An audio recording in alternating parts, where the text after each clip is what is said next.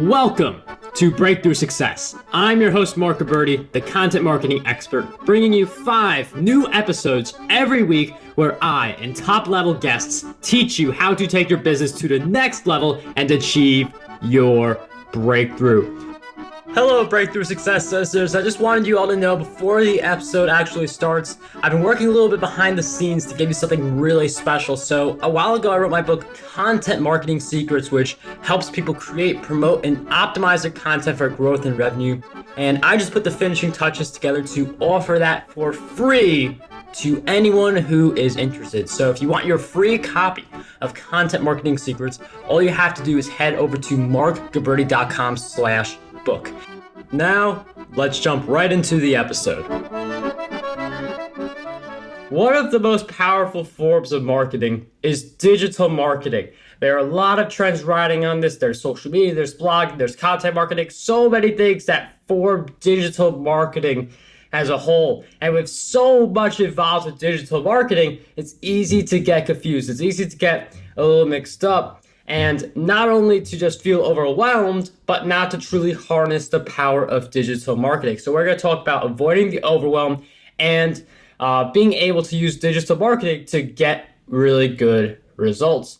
And who better to do that than today's guest? He is the Director of Digital Services and partner at Ballantine, a third-generation family-owned direct mail and digital marketing company based out of Fairfield, New Jersey.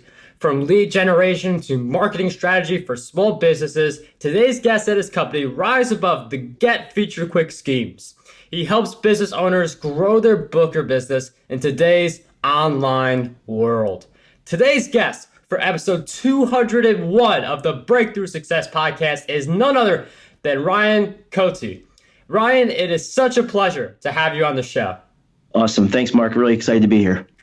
Ryan, it is really great to have you on the show, and digital marketing is just something that there's so much involved in it, and we just got to open it and just see what we can do to take action on it. So just like finding ways to utilize the few things in digital marketing that work best for us to grow our brands. We'll be talking a lot about that during this episode, but I'd like to get some backstory first. So can you share with us what got you started with digital marketing and a little more about Ballantine? Yeah, absolutely. So I've been, as far back as, I guess, high school, really in college, I've always had an interest in digital marketing. I've always had websites, selling things online, affiliate marketing, selling things on eBay. So writing ebooks and selling them. So, going back to my early entrepreneurial days, digital has always been part of my life, teaching myself SEO. So I've had many websites and different projects that always evolved around digital. And, when I joined my family business in 2003, I was mainly doing marketing for the company, and that involved digital marketing as part of my responsibilities. And then I just went to my father and my uncle, and I said, hey, I think we should, because we were mainly just offering direct mail marketing services at the company. I said, I think we need to start offering digital, and why don't we start offering SEO, search engine optimization, because that's, kind of at that point what I knew best. And so, that was about 5 years ago. And now, we have a full-blown digital marketing team, our small business clients from, SEO to paid search, social media content, and web development. So it's been a pretty crazy ride. I mean, we now have a whole team. It used to be literally just me. Now we have a full team that I get to work with every day, which is great. And it is really great to have the team behind you for a business or any big goal worth pursuing, because like with the team, you can get a lot of advice, you can delegate. There's just so much to having a great team. And it's definitely essential because there's so many things to do in digital marketing. But regardless of what we do, a lot of the digital marketing centers around getting leads. And I'm wondering if you could share with us some pointers for how we can get more leads through our digital marketing efforts. Yeah, so that's really for us, like for the kind of clients that we service, it's all about leads. There's, maybe a little bit of brand awareness and building authority, but it's really about lead generation, the types of service, the type of clients that we serve. So I definitely like talking about this topic. the main thing, or one of the I guess the starting points I should say is, making sure that you have a rock solid website, because that's, all your digital marketing, you're pushing people to your website. And so, and that's generally where the lead conversion happens. So you need to make sure that you're kind of checking off all the boxes, meaning, how fast does your website load? What's the experience on mobile? Those are two things that are very important now, because, a lot of traffic happens on mobile now, but also and that affects load speed, or load speed is very important on a mobile device. But also Google, they tend to rank sites higher that have a strong mobile experience. They like to rank sites that are fast because it's a good user experience. And then you also need to make sure that your site has, all the proper call to actions. So just to give you some detail pointers there, you want to have your call to actions, your buttons, or your email address to click, above the fold, repeating on every page. We like to put them in the footer as well. You can use pop-ups, but you want to make it very, very easy for the person to contact you, and that's going to help your lead conversion rate. One thing that we actually see, so we work with a lot of B2B, business to business. We see that email actually converts, like having your email on your website. So if you go to our website, you'll notice that we have our website, our email address at the top of every page, and that kind of follows you as you scroll. And we get a good amount of leads from that email address. And I think it's because, B2B, they're on their computers, and so it's just easier for them just to shoot off an email as opposed to filling out a form or calling. So that's one way, with digital, is just to really have a strong website that is focused on lead gen. Every page has a purpose in terms of getting that lead conversion. Do you want me to go into more? Do you have follow-up questions on that? I'd like to go a little deeper into the search engines, because you mentioned that like the speed of your site impacts your ranking on Google, and that's definitely something that also impacts the user experience. Like there's a lot of stuff that I've noticed that if it impacts the search engine, it's usually something that has a positive impact on user experience, like the speed. But can you share with us some of the other ways that we can get more organic traffic from Google? Yeah, and definitely just one point on the speed before I talk about SEO is that we generally see a ranking boost after we correct a client's page speed score. So page speed is Google's tool, Google Page Speed Insights. So if we get a client that has red scores, which is bad, which means poor, and we work on the back end of the site, compressing images, browser caching, et cetera, and we get the scores to green, we generally see a bump in rankings and conversion rates too, because the site is just quicker. But in terms of SEO, yeah, man, that's so page speed is one of them. Having a very usable site.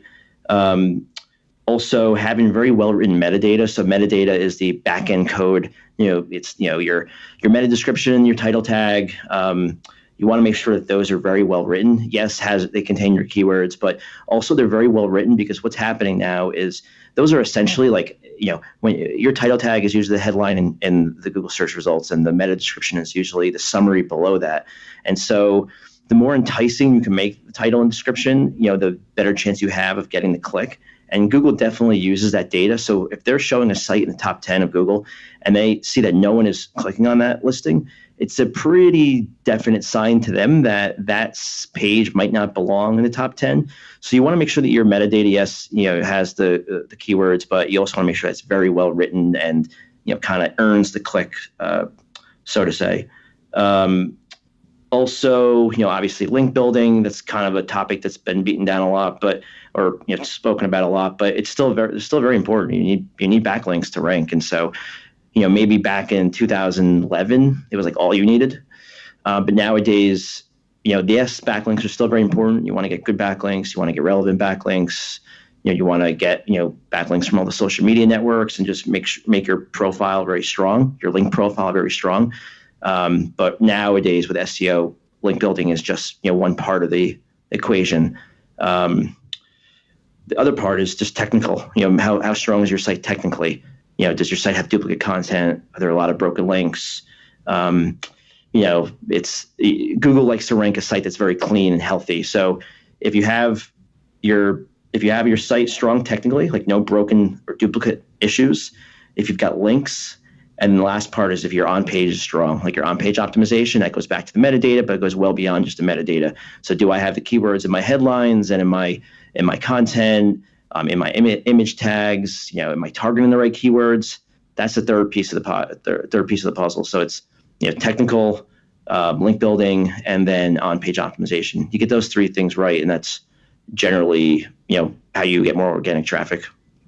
And there are a lot of those like link building. It was one of them that you hear a lot over and over again. The metadata and stuff that goes a little deeper. That's the stuff that fewer people want to do, but it's something where if you do it, you're gonna rank better on Google. And obviously, if you can't do that on your own, you could just ask Ryan to help you out. He has the services that help out with digital marketing, but some people, they believe that paid traffic is the answer, where if you're able to get $2 for every dollar you spend, you just keep running that formula forever. So what are some of the best strategies for getting the paid traffic to your site? Yeah, so I think paid advertising like Google pay-per-click or even Bing and Yahoo, I think it's actually very important. So SEO is great because you're not paying for the clicks per se. I mean, you sort of are, whether you're paying for your time or you're paying an agency to do it, but you're not paying for every click. But you're also at the mercy of Google's many algorithm updates and the changes that they make, and it just takes time. It takes a lot of time to see good results with SEO. But Google AdWords, they're Google's pay-per-click platform. Yes, you're paying for every click, but you can be a lot more targeted. The results are much quicker. You have a lot more control. It's very yin and yang to SEO. I think that they work so perfectly. They work well together because with Google, Google pay-per-click, you can get the keyword data back as to what keywords are doing really well, and then you can carry that data over into SEO and say, okay, these are our top 10 keywords on pay-per-click, or how do we craft together a content or an SEO plan around them? You can also look at the top performing ads on Google AdWords and say, okay, well, this ad is getting a very high click-through rate.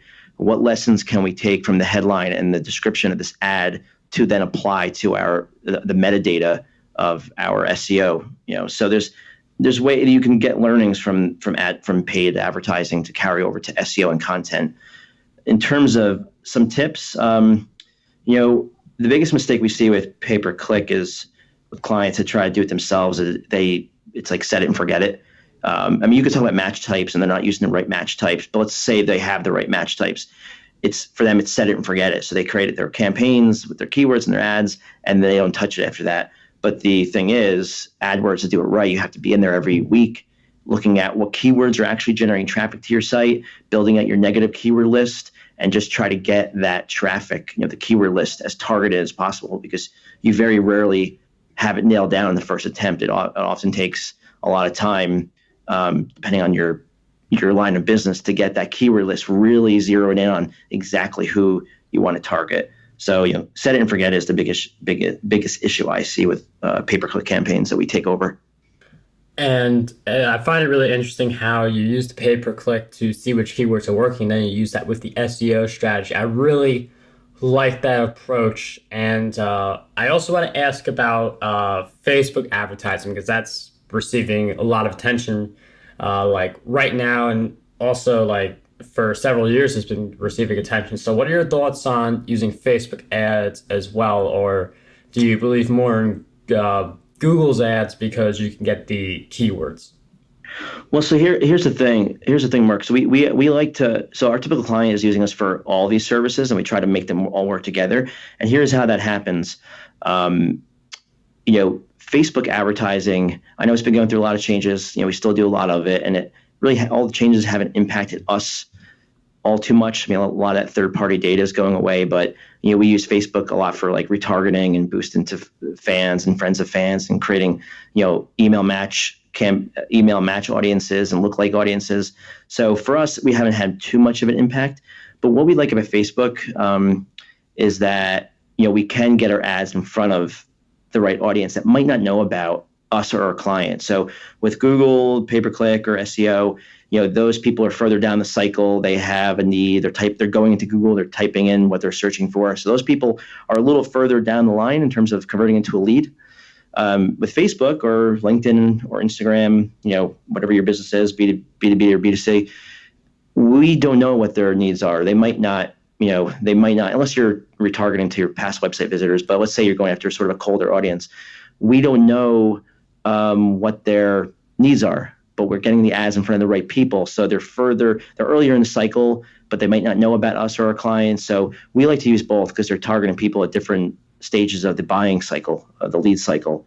That's why I think it's really important to use all that together.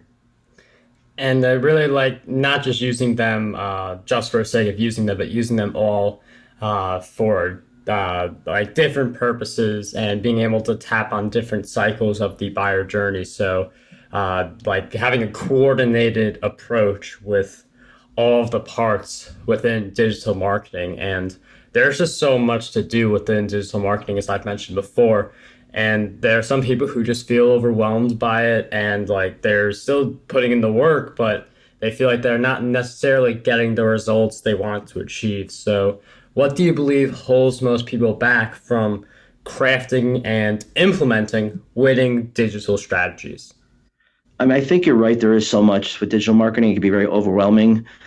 Yes, I'm lucky that I have a team here and they're experts in their particular craft and but if you're a solopreneur or you're handling all the marketing by yourself, it can be very overwhelming because yes, there's just so much change in digital. There's so much new stuff coming in and so what I would say is that really try not to spread yourself too thin. Try to focus on one strategy at a time until you feel like you've gained some traction with it. That focus is very, very important because if you try to master SEO, paid search, Facebook advertising, whatever, all these different content and blogging, which we haven't even spoken about yet, it's going to be very, very, very overwhelming. And I would almost say almost impossible to do it all yourself, all at once, trying to master it all. So, I would say try to just, take it bite by bite and not get yourself too overwhelmed and focus on one strategy. And that's what strategy is that? Well, it just depends on your budget, depends on what you're comfortable with, depends on what you know best, depends on your business. So that is going to be dependent on many factors. But having that focus is very, very crucial with digital marketing. And that focus is obviously important for anything you do. But with digital marketing, there's just so much to do. I mean, like with content marketing, blogging, and advertising, and optimizing things, there's just so much to do, and that level of focus you have is going to be really key, as Ryan pointed out. And throughout digital marketing, there's going to be several challenges. Part of that being able to rein everything in together and get the exposure for all these different things that you're creating and promoting. But Ryan, I'm wondering if you could share with us one big challenge you faced in your journey and a powerful lesson you learned during that challenge. Yeah, so that in terms of a challenge, it's actually fairly recent. Last year, so 2017. So my main responsibility at the company is at least right now it's sales and strategy. And last year was a tough year for us. We didn't really know exactly who we were servicing, and we went through a shedding of clients and big clients too. We lost a lot of our bigger clients. And so there was a moment around the summer to early fall, like a, oh no kind of moment, like what's happening here and what do we do to fix it? And clearly we knew something was wrong. You don't lose your top accounts, generally speaking, without there being something wrong. So what we did was we took a look and we said, okay, well, who are these clients that we're losing, and what do we do? What are we doing wrong, and who do we service best? And that was really the bottom line, was that we weren't clear on who we were servicing best. And for us, that answer is manufacturers, contractors, and professional service organizations. Still fairly broad, but much more focused. And last year it was like anyone, because it just I don't know why we just didn't have that conversation. We were getting accounts, and we never really put a focus on it. But when all this stuff started happening last year, it forced us to take a look. And so we identified those 3 verticals as who we really want to work with. Who's who do we service best, and who do we really want to work with, And we made that change October 2017, and man, from about, I don't know, December, I think it was, that's when things really started to, after a couple months of really the focus, things have really turned around, and this year has just been phenomenal. And so how do I tie that into your audience? It's having a clear idea and vision of who you service best. And if you're not an agency, that isn't very helpful. So you also can look at it as, okay, well, if you're marketing your business, what products and services are your best products and services? What products and services do you want to push the most? Which ones have the highest margin? Which ones are you best at? So using a client as an example, we have an insurance client, and they've got all these product lines. And we started out by marketing all their product lines, but we noticed that 2 or 3 of them did particularly well in terms of lead generation. So we put all the budget into those 2 or 3 verticals, and things have been working great for them. So that's my answer. That's what I would say. That's my challenge and what I learned from it. And it's really great to think about who your ideal client is, because if you accept everyone, as Ryan did at the beginning, like you may not get in Ryan's case, like a lot of top clients leaving all of a sudden, but you may not know how to market yourself as well if you're catering to everyone, and you don't necessarily know who your true customer is, who you're actually trying to market to. So it's really good exercise for anyone to just get an idea of who your client is, and you'll learn a lot more about your business and what you have to do to promote it. And speaking of learning, one of the things that we have to continue to do over and over again is to acquire as much knowledge as possible. This is a theme that I continue to emphasize throughout each episode of Breakthrough Success. And with that in mind, Ryan, I'm wondering if you could share with us 3 great books that you believe will have a positive impact on us. Yep, absolutely. So the 3 books I would recommend, the first one is probably one that everyone's either heard of or definitely heard of, maybe not read, but definitely heard of, is How to Win Friends and Influence People by Dale Carnegie. It's a very easy read, and it just contains so many nuggets of wisdom in the book. Definitely recommend reading that. And not even it sort of is a sales book, but it's also just a getting along with people book. And that's like that's everyone, no matter what you do, you're working with people. So I think that was a very, very great book. The other one is, it kind of resonates with what I was saying before about focus, but The One Thing by Gary Keller. And that's really a book about focus, how to have your one thing that you're going to focus on, work on. And I thought the book was very well written too, and definitely recommend that. So that's The One Thing. And then the third book, Mark, is The Compound Effect by Darren Hardy.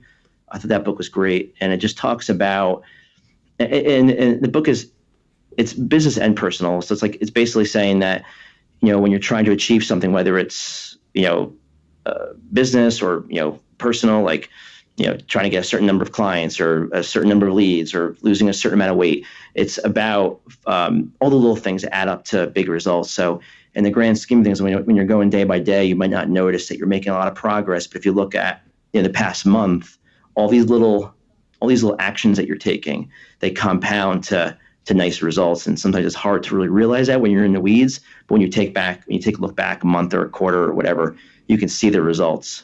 So those are my 3 books. Ryan, thank you for sharing with us those great book recommendations. Those will be in the show notes, markgabirdy.com/E201. And for anyone interested in getting a book that can help you create, promote, and optimize your content for growth and revenue, you can head over to markgabirdy.com/book to grab your copy of Content Marketing Secrets. And before we wrap up this episode, Ryan, I've asked you several questions throughout our time together, but what do you believe is one question that we need to be asking ourselves more often? So I'm really big into self-improvement and just personal growth, and so I like to ask myself, like, am I improving? Am I getting better? And it can be business and that can be personal too. But overall, like today, am I a little bit better than I was yesterday? Or am I heading in the right direction in terms of my goals? Am I getting better? Am I growing? That's what I like to ask myself. And I think we can all benefit from asking ourselves it as well.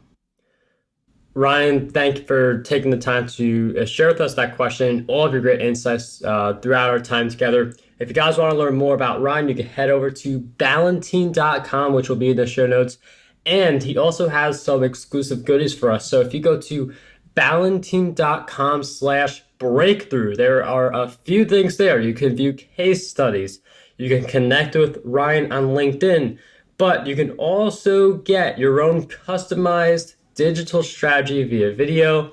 Ryan will just go through your site and just share with you some suggestions on how you can get better results through that customized digital strategy, which he will share with you via video. Again, the link to get all those is Ballantine.com/breakthrough.